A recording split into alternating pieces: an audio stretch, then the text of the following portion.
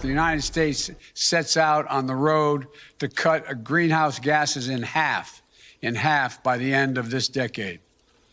That's where we're headed as a nation. President Biden calling for action on climate, jobs, infrastructure. And we have a guest now at the center of so much of this, Secretary of Transportation, Pete Buttigieg. And it's your first time on the beat during a very busy week. Thanks for making the time, sir. Glad I could be with you. Thank you. Absolutely. Let's get into it. Mr. Secretary, you were saying just today that transportation as a sector is the biggest contributor to greenhouse gas emissions. Walk us through what your boss, the president, is aiming to do and how you fit into these plans.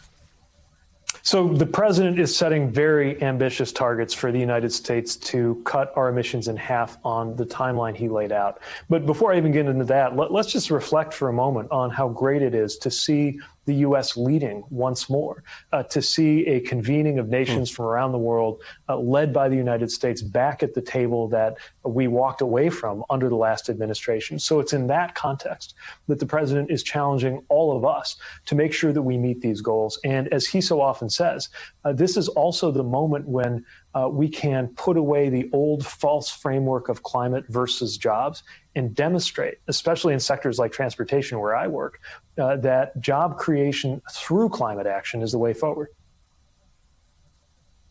Yeah, and you mentioned where you work. You are right in the thick of this spending battle over infrastructure.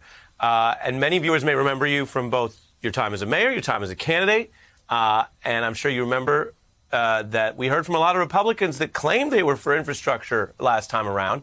Now, Senate Republicans have put out, as you know, this counterproposal new today. They say it would be $568 billion. It's a quarter of the Biden plan. It would double the amount spent on roads and bridges, a focus on that piece of it. So, Mr. Secretary, when you see this from the Republicans, brand new, what is your response?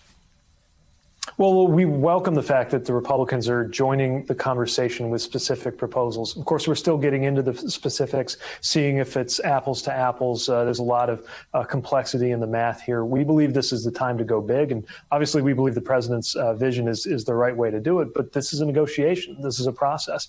And to the extent that there's what looks like a good faith conversation opening up about what the right answer is, let's have that conversation. And I'm glad to be digging in with it in the days ahead. When they say, well, you guys have just expanded the term infrastructure to bring in other things that you like that aren't infrastructure, what do you say to that?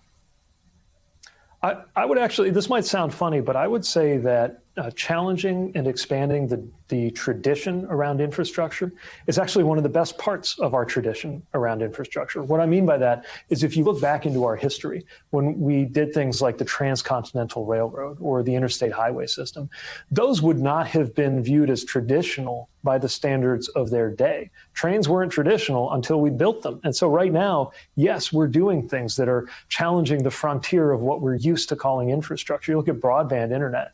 Nobody was talking about that when Eisenhower built the interstate highway system. But right now, you need an internet connection and an interstate highway connection in order to thrive in the economy. So we believe and stand by our broad conception of infrastructure. But let me also say this.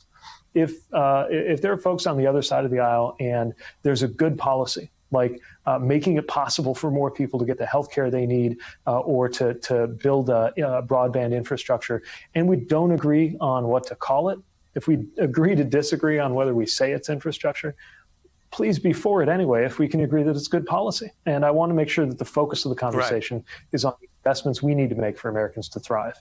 Hey, I'm Ari Melber from MSNBC. You can see more of our videos right here, or better yet, subscribe to our YouTube channel below. You could have been anywhere in the world, but you're here with us, and we appreciate that.